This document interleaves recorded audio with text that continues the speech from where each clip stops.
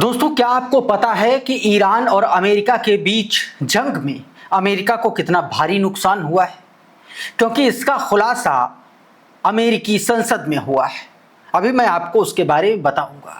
जो जानकारी अभी पब्लिक डोमेन में है, आप तक है, वो कहीं ज़्यादा असली उसकी एक तरीके से जो नुकसान है अमेरिका का, वो कहीं उससे ज़्यादा का है। उससे जुड़ी एक जानकारी मैं दूंगा। कैसे अमेरिका के एक तरीके से कई जगहों पर एक बड़ा अटैक हुआ है, गैस स्टेशंस पर बड़ा अटैक हुआ है, और इस अटैक के बाद कहा जा रहा है कि काफ़ी नुकसान की संभावना भी जताई जा रही है। रिपोर्ट्स में दावा यह भी किया जा रहा है कि अगर ईरान चाहता तो ये नुकसान कहीं ज़्यादा हो सकता था। उसके बारे में भी हिजबुल्लाह ने किस तरीके से नॉर्दर्न इजराइल के सेटलर्स पर अटैक किया है, उससे जुड़ी कुछ तस्वीरें भी मैं आपको दिखाऊंगा। और साथ में ईरान के स्टेट टीवी पर सरेआम खुलेआम अमेरिका और यूएई को चेतावनी देते हुए यूएई के झंडे पर गोलियां दागी गई। उससे जुड़ा भी वीडियो मैं आपको दिखाने की कोशिश करूंगा। और भी बहुत सारे घटनाक्रम हैं, घटनाक्रम दोबारा शुरू होने वाले, जिसकी संभावना, जिसकी आशंका जताई जा रही, माफ कीजिएगा, जिसकी आशंका जताई जा रही है कि इसी हफ्ते बड़ी जंग की शुरुआत हो सकती है एक बार फिर से। डोनाल्ड ट्रंप का एक नया बयान आया है। उस बयान में क्या कुछ कहा गया है, क्यों ऐसा माना जा रहा है कि डोनाल्ड ट्रंप झुकने के लिए तैयार हो गया है, बहुत सारी खबरें हैं, सब कुछ बताने जा रहा हूं। लेकिन सबसे पहले इस खबर को देखिए। यह खबर बता रही है कि अमेरिका और ईरान के बीच जंग में अमेरिका के ईरान ने 39 एयरक्राफ्ट गिरा दिए। माना जा रहा है कि ये हाल के दशकों में अमेरिका को दिया गया सबसे बड़ा झटका है किसी भी मुल्क के द्वारा। और यह खबर अपने आप में बता रही है कि कितना जबरदस्त नुकसान हुआ है। हुआ दरअसल क्या है, 39 एयरक्राफ्ट गिरने को लेकर के एक रिपोर्ट आई। उस रिपोर्ट में यह दावा किया गया और उसके बाद सीनेटर ने ट्रंप प्रशासन से पूछा, कहा कि क्या अमेरिका के वास्तव में 39 एयरक्राफ्ट का नुकसान हुआ है। लेकिन अभी तक इस संसद में पूछे गए इस सवाल का जवाब ना तो पीट हेगेसेथ दे रहा है, ना तो डोनाल्ड ट्रंप दे रहा है, और ना ही पेंटागन दे रहा है। हालांकि पेंटागन के सीएफओ ने इस सवाल का जवाब नहीं दिया, नहीं देना चुना। न्यूज 24 का यह खबर बता रही है कि यूएस डेमोक्रेट कांग्रेसी एड केस ने कहा कि द वॉर जोन में प्रकाशित एक रिपोर्ट के अनुसार हमने लगभग 39 विमान खो दिए, और यह रिपोर्ट लगभग 1 महीने पुरानी। इसी रिपोर्ट के आधार पर जब सवाल किया गया, डेमोक्रेटिक कांग्रेसी ने जब इस पर सवाल किया, तो ट्रंप प्रशासन ने एक रहस्यमयी चुप्पी साध ली। बढ़ते हैं आगे एक और बड़ी खबर की ओर। दोस्तों, जरा इस खबर को देखिए। यह खबर अमेरिका के लिए सबसे ज्यादा बेचैन कर देने वाली खबर है, और खास तौर पर तब जब डोनाल्ड ट्रंप लगातार इस बात को लेकर के धमका रहा हो ईरान को कि इस बार हमला करेंगे तो तुम्हारा एनर्जी इंफ्रास्ट्रक्चर तबाह कर देंगे। लेकिन हो दरअसल अमेरिका के साथ ये गया। बताया यह जा रहा है कि ईरान समर्थित हैकर्स ग्रुप ने अमेरिका के कई राज्यों के गैस स्टेशनों के सिस्टम हैक कर लिए, ये दावा किया जा रहा है। इस खबर को देखिए दोस्तों, सिक्योरिटी की यह खबर जिसमें बताया गया है कि किस तरीके से एक बड़ा घटनाक्रम अंजाम दिया गया। CNN की रिपोर्ट के आधार पर यह लगातार इस बारे में जानकारी दी जा रही है। आपकी स्क्रीन पर जरा ये रिपोर्ट देखिए, थोड़ा सा विस्तार से आपको समझने में आसानी होगी। बताया गया कि CNN की रिपोर्ट ने दावा किया है कि अमेरिकी अधिकारियों को शक है कि गैस स्टेशन पर लगे टैंक रीडर सिस्टम, क्या टैंक रीडर सिस्टम की हैकिंग के पीछे ईरानी हैकर्स का हाथ हो सकता है। यह साइबर सेंधमारी उन सिस्टम्स को प्रभावित करती है जो स्टोरेज टैंकों में ईंधन की मात्रा की निगरानी करते हैं और गैस स्टेशनों की सर्विसिंग से जुड़े होते हैं। जिन automatic gas tank gauge system को निशाना बनाया गया वो ऑनलाइन थे और उन पर पासवर्ड सिक्योरिटी नहीं थी। इसी वजह से हैकर्स टैंकों पर दिखाई देने वाली रीडिंग को बदलने में सक्षम रहे। हालांकि वास्तविक रूप में वे टैंक के अंदर मौजूद ईंधन की मात्रा को नहीं बदल पाए, ये कहा गया। लेकिन यह भी कहा गया कि यह घटना अपने आप में ऐसी थी कि अगर ईरानी हैकर्स चाहते तो वो उसके अंदर किसी तरीके का विस्फोट भी प्लान कर सकते थे। ये जानकारी दोस्तों इसमें दी गई है। अब जरा ये वीडियो देखिए। मैंने आपको इसका वीडियो एक बीते दिन दिखाया था, लेकिन ये वीडियो थोड़ा सा अलग इसलिए है क्योंकि हेलीकॉप्टर पर जिस एफपीवी ड्रोन से हमला किया जा रहा था, उसी एफपीवी ड्रोन को जो है इजराइल का जो एयर डिफेंस सिस्टम है उसने मार गिराया है। देखिए ये बड़ा शानदार विजुअल है, आप देख सकते हैं। हेलीकॉप्टर है, एफपीवी ड्रोन हमला कर रहा था और अचानक से ऊपर से जो है एयर डिफेंस सिस्टम एक्टिव हुआ और उस ड्रोन को मार गिराया दोस्तों।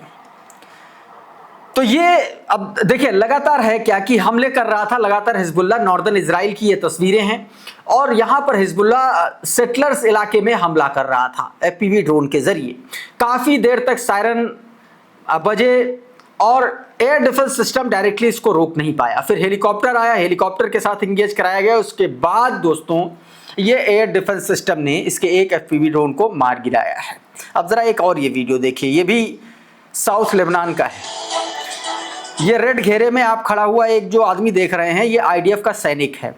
पहले अटैक में हिजबुल्लाह ने वाहनों को निशाना बनाया और दूसरे अटैक में इसको निशाना बनाने जा रहा था, वैसे ये भाग खड़ा हुआ। देखिए जरा, कामिकाज़े ड्रोन के जरिए इसको निशाना बनाया गया था, लेकिन ये भाग निकला। ये वीडियो आप साफ तौर पर इसमें देख सकते हैं। एक और वीडियो देखिए, ये नहरिया इलाके में इजरायली बेस को निशाना बनाया हिजबुल्लाह ने, उसका वीडियो।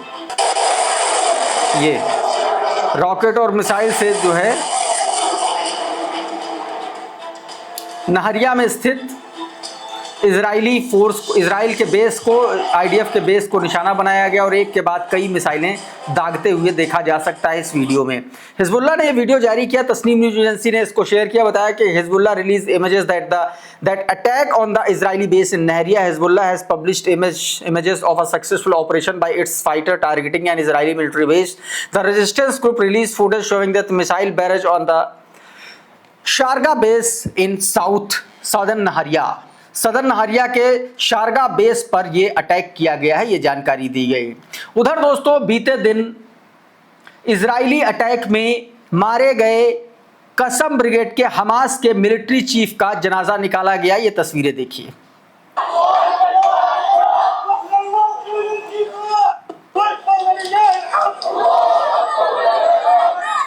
ये उससे जुड़ी तस्वीरें हैं। सप्रेस न्यूज ने वीडियो जारी किया, बताया कि Israel assassinated the general commander of Al Qassam brigade Izz al Din al Haddad last night alongside his wife and daughter in Gaza. बताया गया कि उनके साथ साथ उनकी पत्नी और उसकी जो बेटी है उसकी भी मौत हुई है। A mother and her kids who had not yet seen the light of the day and had not completed 8th month were also killed. बताया गया कि उसमें बच्चे भी मारे गए। अब एक ये वीडियो देखिए, ये उस हमले के बाद का वीडियो है जिस इमारत में हमला किया आईडीएफ ने और उसी इमारत में हमास का ये लीडर मारा गया। उठता हुआ धुआं आप साफ तौर पर देख सकते हैं। स्पुतनिक ने वीडियो जारी किया है। कुछ और तस्वीरें आपको फटाफट दिखा देता हूँ, जरा इस खबर को देखिए।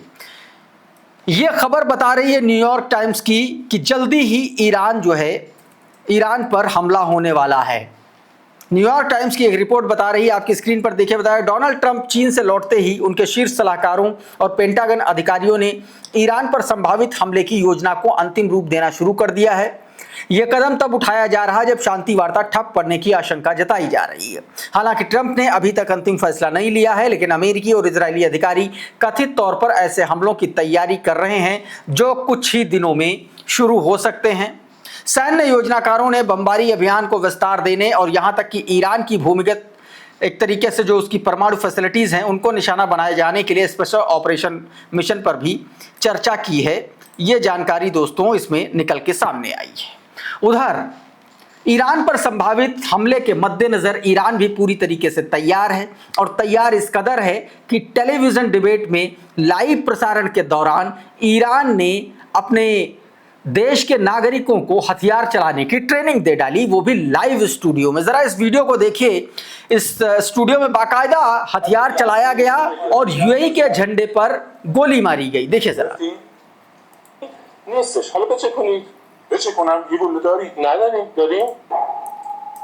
तो इस तरीके से दोस्तों ये वीडियो आपने देखा कि किस तरीके से ट्रेनिंग दी जा रही है, यानी कि ईरान किसी भी तरीके से झुकने के लिए तैयार नहीं है। रेयान रोज़बियानी का ट्वीट देखिए, बताया गया कि Iran state TV is teaching civilians how to shoot. Iran national television aired a segment showing on anchor being taught how to handle a firearm with instruction for a general audience. बताया गया सीधे तौर पर कैसे fire arms को handle करना है, कैसे गोलाबारी करनी है, किस तरीके से आदेश पर गोली चलानी है, ये सब कुछ बाकायदा स्टूडियो में ये ट्रेनिंग दी गई। माना जा रहा है कि स्टूडियो में इस तरीके के विजुअल, इस तरीके की तस्वीरें दिखाने का सीधा मतलब इजराइल और अमेरिका को एक सख्त संदेश देने का है। उधर डोनाल्ड ट्रंप का एक बयान आया जो ईरान के साथ संभावित डील को फिर से एक नई किरण दिखाता हुआ नजर आ रहा है। डोनाल्ड ट्रंप ने एक बयान में कहा कि अगर ईरान इस बात की गारंटी दे कि वो 20 साल तक न्यूक्लियर का एनरिचमेंट नहीं करेगा, यूरेनियम का एनरिचमेंट नहीं करेगा, माफ कीजिए, तो डील पर वो एक तरीके से चर्चा कर सकता है। सुनिए जरा ये बयान। Sir, I know there'll be a lot of questions around the China trip, but just first on Iran, have you rejected the latest proposal from Iran, or where does that stand? Well, I looked at it, and if I don't like the first sentence, I just throw it away. What was the first sentence? An unacceptable sentence, because they're fully agreed, no nuclear, and if they have any nuclear of any form, I don't read the rest of So it. 20 years is not enough for you, it's got to be a permanent... No, 20 years is enough, but the level of guarantee from them is not enough. In other words, it's got to be a real 20 years, not a It big one. means you've got to get all the fuel out and no more We production. have to get everything, but we're not even talking about, I call it the nuclear dust. Came up with a term which seems to have caught on. I'm not talking about it because they would not remove the... And they said that they can't remove it because they don't have the technology to remove it. उधर दोस्तों एक और तैयारी में जुट गया है Iran. आपकी स्क्रीन पर इस खबर को देखिए, इसमें बताया गया कि ईरान दरअसल स्टेट ऑफ हॉर्मुज में टोल नहीं वसूलेगा। टोल की बजाय उसने टोल शब्द से परहेज किया है, उसकी जगह पर उसने स्पेशल सर्विस शब्द का इस्तेमाल किया है। दरअसल है क्या कि टोल जैसा शब्द जो है वो एक तरीके से ईरान की स्टेट ऑफ हॉर्मुज में आप कह लीजिए कि दादागिरी और गुंडई का भान करा रहे थे, लेकिन उसके बाद ये टर्म बदला गया, और टर्म बदलते ही माना जा रहा है इसके पीछे यही एक बड़ा कारण है ताकि अंतर्राष्ट्रीय स्तर पर ईरान कहीं अलग थलग ना पड़े। ये बात कही गई है इस ट्वीट में दोस्तों जो मैंने अभी आपको दिखाया। एक और तस्वीर आपको दिखा देता हूं जाते जाते दोस्तों। अभी डोनाल्ड ट्रंप चीन के दौरे से लौटा और इस दौरे के दौरान चीन के राष्ट्रपति ने एक लाइन बोली थी डोनाल्ड ट्रंप को। चीन के राष्ट्रपति ने डोनाल्ड ट्रंप के कहा कि चीन और अमेरिका को थ्यूसिडाइड्स ट्रैप से बचना चाहिए। तो आखिर ये थ्यूसिडाइड्स ट्रैप है क्या, इसकी चर्चा बहुत तेजी से हो रही है। ये ट्वीट देखिए, बताया गया है कि जिनपिंग ने कहा कि पूरी दुनिया हमारी मुलाकात देख रही है। मौजूदा समय में पूरी दुनिया एक सदी में कभी नहीं देखे गए बदलाव के दौर से गुजर रही है और वैश्विक हालात बहुत अशांत हैं। ऐसे में क्या चीन और अमेरिका थ्यूसिडाइड्स ट्रैप से बच सकते हैं और महाशक्तियों के बीच एक नया पैटर्न बना सकते हैं? क्या हम मिलकर वैश्विक चुनौतियों का सामना कर सकते हैं और दुनिया को अधिक स्थिर बना सकते हैं? थ्यूसिडाइड्स ट्रैप, इस शब्द का इस्तेमाल क्यों किया गया? दरअसल थ्यूसिडाइड्स ट्रैप वो ऐसे वक्त पर ये शब्द का इस्तेमाल किया जाता है जो जानकार बताते हैं कि जहां पर एक उभरती हुई ताकत, सुपर पावर, एक मौजूदा सुपर पावर को जब चैलेंज देने लगता है, ऐसे में जो मौजूदा सुपर पावर होता है वो अपनी इनसिक्योरिटी की वजह से अगर अचानक कोई अटैक करता है या कोई उल्टा कदम उठाता है जिससे जंग दोनों देशों में छिड़ जाती है, उसे एक तरीके से थ्यूसिडाइड्स ट्रैप कहा जाता है। यह जानकारी दोस्तों लगातार इस पूरे डोमेन में सर्कुलेट की जा रही बीते 2-3 दिन से। मुझे लगा आपको इसके बारे में जानकारी देनी चाहिए। इस वीडियो में बहरहाल इतना ही। बहुत बहुत शुक्रिया, बहुत बहुत धन्यवाद। आप जुड़े रहिए आपके अपने चैनल द लाइव टीवी के साथ। नमस्कार।